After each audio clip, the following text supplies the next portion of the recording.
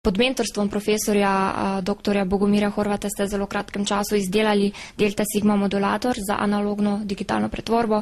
Torej, za kakšno napravo oziroma tehnologijo sploh gre? Torej, gre za 0,13 mikrometrsko CMOS tehnologijo UMC. Sam čip je bil izdelan v Tajvanu pod okriljem meduniverzitetne organizacije EuroPractice. Njegova namembnost je predvsem v aplikacijah nizkih frekvenc, torej predvsem v audio področju, tudi v medicinskih in telekomunikacijskih aplikacijah, predvsem zaradi njegove majhne površine in majhne porabe. Torej, uporablja se predvsem v audio aplikacijah, tudi za medicinske in telekomunikacijske aplikacije nizkih frekvenc. Predvsem ključna prednost je majhna poraba tega modulatorja.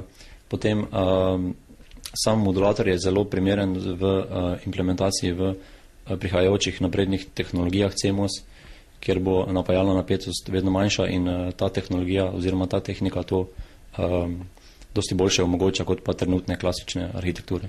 S kom ste sodelovali pri razvoju? Torej, vse skupaj se je začelo, ko sem opravljal 3-mesečni študij v Darmstadtu pri profesorju Glesnerju. Tedaj se je tam skupaj z tistimi sodelavci se nam je porodila ideja o implementaciji te tehnike v CMOS tehnologiji, ki je bila praktično tedaj čist nova. Moram povedati, da je tale načrt, ki sem ga sam opravil, je praktično drugi na svetu z svojo posebno tehnologijo.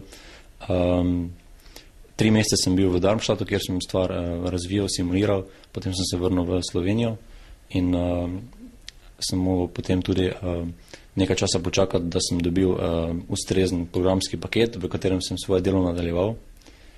In na to moram reči, da sem v roku 6 mesecev tukaj na fakulteti končal vse simulacije in tudi uspešno načrtoval sam layout vezja, torej sam načrt vezja. Julij 2007 je bil rok za izdelavo in na to po kakšnih 3-4 mesecih, ko je čip bil izdelan, sem ga na koncu še potem pomeril.